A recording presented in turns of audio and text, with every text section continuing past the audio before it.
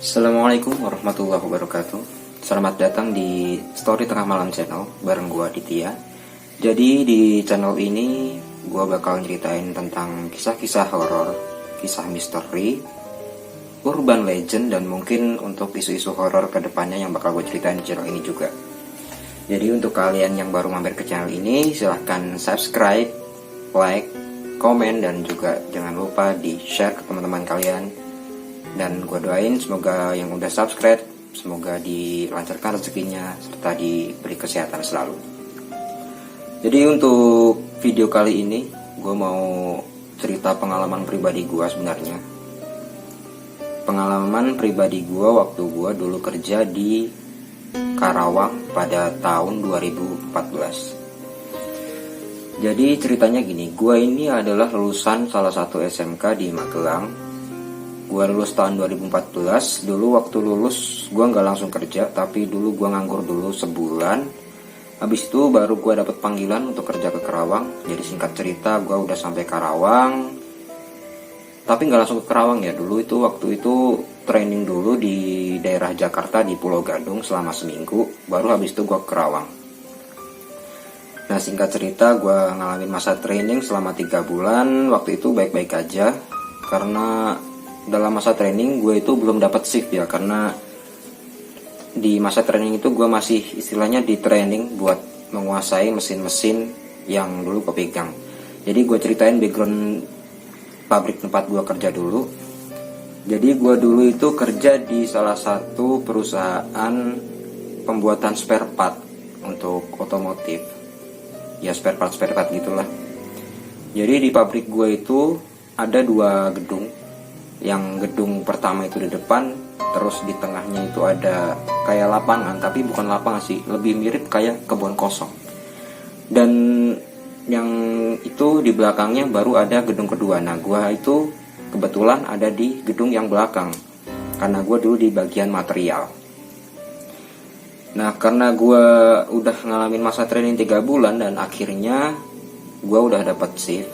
Jadi kalau shift pertama itu masuk sekitar jam 8, pulang jam 4. Yang shift kedua itu jam 4, pulang jam 1. Dan yang shift ketiga itu jam 1 sampai jam 8. Jadi muter nonstop. Dan kebetulan waktu itu gue juga dapat shift 2 waktu itu. Jadi masuk sore. Sebenarnya itu bukan hari pertama gue masuk shift 2 ya. Gue udah beberapa kali masuk shift 2. Kadang kalau shift 2 itu kadang sendiri. Jadi di gedung belakang itu kalau untuk shift 1, shift pagi itu rame. Jadi ada sekitar 3 lane di situ. Jadi kalau shift 1 itu full. Tapi kalau shift 2, nah itu bisa dikatakan yang beroperasi itu cuman bagian gua doang. Jadi kadang itu juga nggak terlalu banyak. Kadang juga kalau shift 2 cuman berdua, kadang juga gue sendiri. Nah waktu itu kebetulan gue juga sendiri, dan gue mulai rada aneh ya di situ ya. Karena gimana? Gue itu mengoperasikan 7 mesin waktu itu. Emang nggak setiap hari hidup, cuman kalau ada kebutuhan dan mesin itu harus hidup semua, ya mau nggak mau harus gue operasin semua.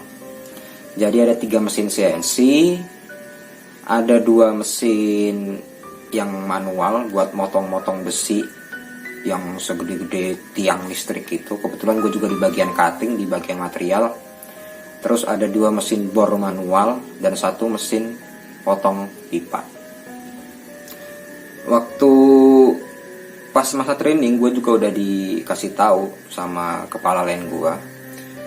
Dia bilang gini ke gue, ya perkenalan mesin lah ya. Terus dia bilang, ini mesin yang spesial. Emang kenapa pak? Ya pokoknya ntar besok kamu tahu sendirilah mesin ini kenapa. Gue kan penasaran ya, kenapa gitu. Kenapa kepala lain gue bilang kayak gitu kan. Akhirnya gue shift 2 sendirian. Dan waktu gue ngoperasiin mesin, kebetulan yang hidup cuma 3 mesin doang waktu itu. Jadi yang 4 mesin gue offin. Waktu sekitar jam 11 kalau nggak salah, itu tiba-tiba mesin yang potong pipa itu dia hidup sendiri. Padahal mesin itu posisinya lagi mati karena emang gak dioperasiin. Gue kaget dong, loh mesin kok hidup sendiri. Ya gue penasaran juga, gue samperin, tombolnya off tapi mesinnya hidup. Gue bingung gitu, terus ini gimana? Udah gue diemin aja, tahu-tahu dia mati sendiri. Nah disitu gue mulai rada aneh tuh. Terus beberapa hari gue shift 2. Jadi setiap gue shift 2 itu juga kan kadang kalau sendiri kan juga gabut ya, nggak ada yang diajak ngobrol. Terus mau kemana juga nggak bisa kan, soalnya kita harus itu operasiin mesin. Dan kalau lagi bosen kayak gitu, karena mesin yang CNC itu juga gue operasiin otomatis, jadi kan kadang kan tangan gue nganggur tuh, jadi nggak ngapa-ngapain. Tahu-tahu kalau lagi pas ngapa-ngapain gitu, bawaannya pengen bengong aja. Jadi waktu itu gue bengong, dan tiba-tiba itu waktu gue bengong kayak ada yang giniin di kuping nih. Kan kerasa banget ya kalau kayak gitu ya. Kadang juga ada yang manggil, suaranya halus. Gue tengok ke sono ke sini, nggak ada yang manggil, orang gue sendirian. Makanya gue bingung, akhirnya gue nggak bengong lagi dari itu. Gue jadi merinding sih. Dan kebetulan waktu itu gue juga lagi shift 2 sendirian, dan tiba-tiba pada malam itu tuh gue ngerasain nggak enak banget rasanya, merinding gitu ya. Nggak tahu kenapa bawaannya nggak tenang gitu. Terus dan waktu itu juga gue itu ya punya mantan di kampung. Sekarang sih udah mantan, dulu pacar gue. Kebetulan dia itu bisa diibaratkan bisa ngelihat hal-hal orang yang nggak bisa lihat kebanyakan. Jadi waktu itu pas gue ngerasa merinding kayak gitu, gue SMS dia. Waktu itu sebenarnya gue udah pakai Android, cuman dianya belum, jadi kita masih SMS-an gitu. Gue SMS, gue tanya kenapa ya, gue kok rasanya merinding banget, nggak enak, kayak ada yang ngeliatin. Terus nggak selang berapa lama dia bales, katanya udah nggak apa-apa, yang penting jangan nengok ke atas. Waduh, gue di situ langsung tambah merinding dong. Bukannya ibaratnya ditenangin apa gimana, dia malah bilang jangan lihat ke atas. Aduh, ada apaan? Ya udahlah, bodo amat. Hari itu berlalu dan besoknya lagi kebetulan gue pada shift 2 itu berdua sama teman gue namanya si Yusuf. Dia asli Sukoharjo, tapi dia ngoperasin mesin yang beda sama gue. Jadi misalkan gue ngoperasin mesin yang di sini ada jalan lumayan buat lalu lalang itu forklift. Nah dia di mesin yang ini.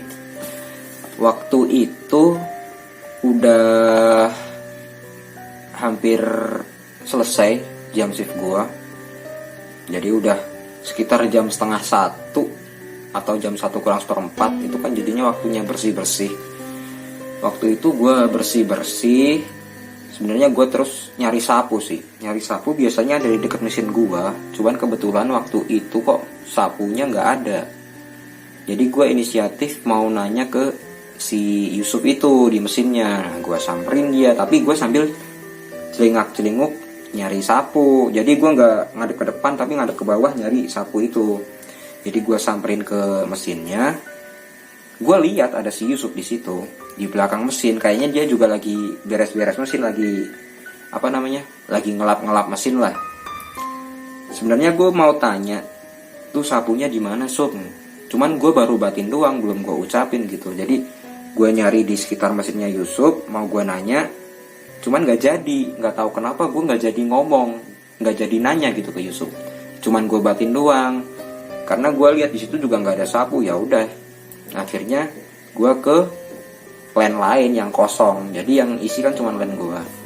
Gue nyari ke line lain, siapa tahu ada sapu di situ. Nah waktu gue jalan, itu di jalan gue papasan sama si Yusuf. Gue kaget dong, loh Yusuf, gue liatin aja. Gue bengong liatin Yusuf. Si Yusuf terus nanya, Dit, lu kenapa? Tapi pakai bahasa Jawa ya, soalnya gue sama Yusuf kan sama-sama orang Jawa. Jadi setiap harinya kita ngomong pakai bahasa Jawa. Cuman di sini gue ceritain pakai bahasa Indonesia aja biar gampang. Dit, lu kenapa sih? Gue masih bengong tuh. Jadi gue ngeliatin Yusuf dari bawah sampai ke atas, gue liatin semua. Gak tahu gue jadi mikir apa tadi. Ya kayak orang bingung aja gimana sih. Orang tadi gue lihat di sono, tahu-tahu dia ada di depan gue. Nah si Yusuf masih nanya sambil megangin pundak gue digini-giniin. Dikira paling gue kenapa-kenapa ya. Soalnya gue bengong kan. Dikira gue kali serupan apa gimana gitu, gak tahu. Dia masih nanya, lu kenapa Dit? Lu kenapa? Gue masih diam aja. Lu kenapa sih Dit? Jawab kenapa? Terus gue jawab, Sup, lu dari mana Sup? Gue dari itu, land itu, nyari sapu, cuman gak ketemu. Ah yang bener gue bilang. Iya, kenapa sih lu? Nah itu tadi yang di belakang mesin lu siapa? Gue bilang. Ah jangan bercanda lu, kata si Yusuf. Kata si Yusuf, jangan bercanda lu ah. Kita cuma berdua ini, jangan bercanda kayak gitu. Ya gue dibilang takut sih enggak, lebih kebingung jadinya. Soalnya waktu di belakang mesin gue lihat, sebenarnya gue nggak lihat mukanya sih, cuman kan gue lihat madep bawah gini. Jadi gue lihat di samping gue itu ada orang seragamnya sama kayak gue, putih ya waktu itu. Di belakang mesin kayak lagi ngelap mesin gitu. Jadi gue kira itu si Yusuf, soalnya kan di gedung belakang cuman ada gue sama si Yusuf doang. Cuman tahu-tahu gue itu papasan sama si Yusuf itu. Jadinya si Yusuf bilang lagi, lu jangan bercanda lu, kita cuma berdua doang ini. Enggak, beneran Sob, gue bilang. Tadi di belakang mesin lu ada orang. Ah, masa sih? Jadi gue bingung banget di situ. Yang ketakutan malah si Yusuf justru. Ya udah, gue mau beresin mesin lagi, kata gue. Tak dulu Dit. Si Yusuf malah narik gue. Temuin gue dulu beresin mesin. Lah, gimana orang mesin gue aja belum gue beresin, masa gue suruh nemenin elu, kata gue. Ya udah bentar doang, apa sih? Ditarik lah gue ke mesin dia. Nah gue suruh nungguin dia bersihin mesin, sementara mesin gue sendiri belum gue bersihin. Jadi ya gimana dong nih? Udah, ntar mesin lu gue bantuin bersihin, kata dia. Ya udah. Jadi gue nemenin dia tuh di situ bersih mesin. Cuman gue nungguin doang, nggak bantuin. Akhirnya setelah mesin dia udah bersih semua, dimatiin semua, langsung narik gue lagi ke mesin gue. Langsung narik, ayo buruan. Suruh beresin mesin gue, soalnya udah mau jam 1 juga. Udah mau pergantian shift gitu. Cuman waktu itu kebetulan juga shift 3-nya off. Jadi gue sama Yusuf bisa langsung pulang. Singkat cerita, gue sama Yusuf bersih mesin gue. Cuman gue gak boleh jauh-jauh sama si Yusuf. Yusuf narik gue dulu. Padahal kan mesin gue kan yang hidup ada 3. Sementara kalau misalkan Yusuf beresin yang 1, gue harus nemuin dia juga di situ. Jadi gue gak boleh pisah sama dia. Malah dia yang ketakutan. Ih, gimana sih orang gue yang lihat malah lu yang takut, kata gue. Ya udah, pokoknya ntar santai aja, gue bantuin sampai bersih semua. Ya udah, kata gue. Akhirnya bersih semua tuh, mesin gue open semua. Juga jam 1 waktunya pulang kan.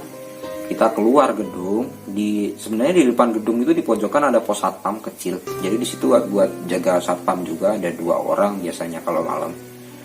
Nah di situ waktu pulang juga dia nyeret gue tuh, suruh cepat keluar pokoknya. Gak tahu kenapa. Akhirnya dia nyeret gue nggak langsung pulang, tapi suruh mampir dulu ke pos satpam. Oh, kok malah ke pos satpam sih Sob? Udah tadi dulu temenin gue, kata dia. Ya udah. Nah terus di situ si Yusuf ngobrol sama salah satu satpam di situ. Gue lupa namanya. Pak siapa ya? Pokoknya ada lah. Cuman gue lupa. Dia bilang, Pak, iya Pak beneran, ini si Adit lihat. Loh, apaan Sob, kata gue. Terus si satpamnya bilang gini, tuh kan bener kan? Dia lihat apaan? Ya itu Pak, kata si Yusuf. Apaan sih Pak, kata gue kan. Gue kan bingung ya, dia pada ngomongin apaan. Akhirnya si Yusuf cerita sama gue. Jadi gini Dit, waktu sore, waktu kita lagi masuk shift 2, ini pas satpam ngomong sama gue. Katanya di belakang mesin gue itu ada yang nungguin, katanya. Nah mungkin itu yang lu lihat barusan. Oh, di situ gue baru paham tuh. Terus si satpamnya bilang ke gue, emang lu lihat beneran, Dit? Ya nggak tahu sih Pak, yang saya lihat mah saya kirain tadi si Yusuf. Cuman tadi nggak taunya waktu saya jalan ke lane yang itu malah ketemu dia di jalan. Jadi yang saya lihat tadi itu nggak tahu apaan. Waktu balik lagi situ juga udah nggak ada. Ya itu dia, kata si Pak Satpamnya kan. Emang apaan sih Pak? Ya pokoknya ada lah yang di belakang mesinnya si Yusuf. Emang ada yang nunggu. Aduh, gue merinding lagi kalau ingat-ingat. Padahal waktu itu gue cuma bingung, gak takut, cuman merindingnya sekarang. Jadi dia cerita, emang di belakang mesinnya si Yusuf itu ada yang nungguin katanya. Oh jadi gitu ya Pak, kata gue. Nah terus kan di situ kan satpam ada 2, tiba-tiba ada lagi satpam nyamperin kita. Di situ jadi rame malahan. Gue nggak jadi pulang, malah diajak ngobrol tuh sama satpam. Ditanyain segala macam, emang gimana. Ya gue jawab gini. Oh iya. Nah terus mereka malah pada curhat sama gue jadinya. Ternyata yang sering diliatin kayak gitu bukan cuman karyawan, cuman satpam juga. Ya pasti malah satpam mah lebih sering ya lihat kayak gitu. Jadi ada satu komandan satpam waktu itu cerita sama gue, dulu waktu selesai shift 2, jadi malam itu kan kalau di office di depan itu kan cuma satu shift doang, jadi shift 2 udah nggak ada orang. Nah itu udah dikunci semua, udah pada pulang sekitar jam berapa ya, jam 2-an. Nah itu kan di depan dekat gerbang itu kan ada pos satpam yang istilahnya tempat kumpulnya satpam di situ yang dekat gerbang depan. Nah di situ si komandan lihat di office kan pos satpam langsung hadapnya ke office, jadi kelihatan, apalagi office-nya pintunya cuman pintu kaca yang kayak di mall-mall gitu, jadinya kelihatan kan ke dalam. Cuman lampunya udah dimatiin. Si Pak Komandan itu dia ngeliat ada cewek di dalam office pakai baju merah. Jadi di dalam di dekat pintu, di belakang pintu itu dia ngeliat, loh kok ada cewek jam segini, padahal udah jam 2-an, jam 2 malam. Terus dia tanya sama anak buahnya kan, itu tadi kantor udah dikunci belum? Udah Pak. Emang kenapa? Nah itu kok ada orang di situ? Apa kekancingan ya? si anak buahnya juga lihat, nggak cuma satu orang. Jadi ada beberapa satpam lihat semua begini. Oh iya. Jadi ada perempuan bajunya merah, dia dada di itu apa namanya, di belakang pintu, jadinya kan kelihatan pintunya kaca gitu. Nah itu siapa? Oh nggak tahu Pak.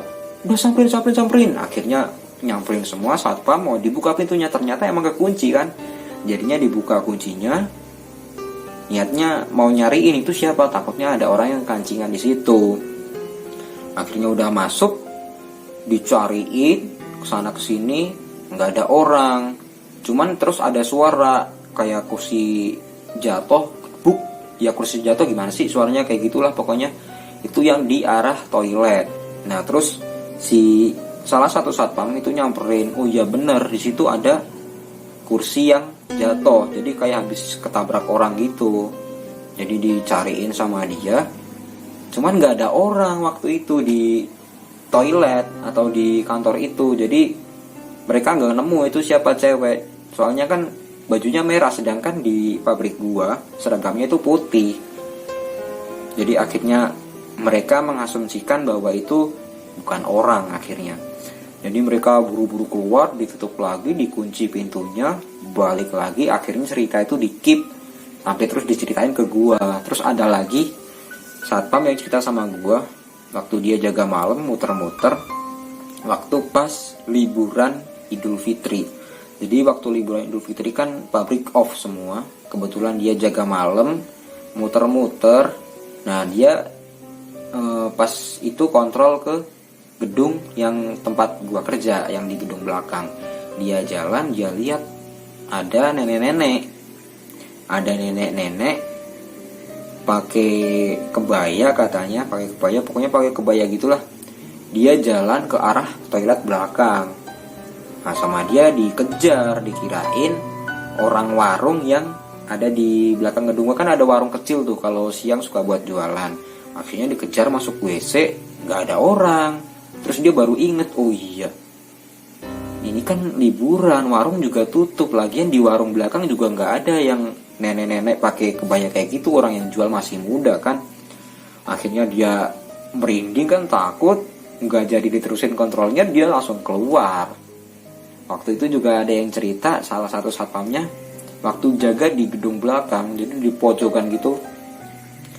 Jadi posnya itu agak naik, jadi kayak model panggung gitu. Dia naik ke atas sendirian, berdua waktu itu kalau nggak salah, berdua, diceritanya berdua.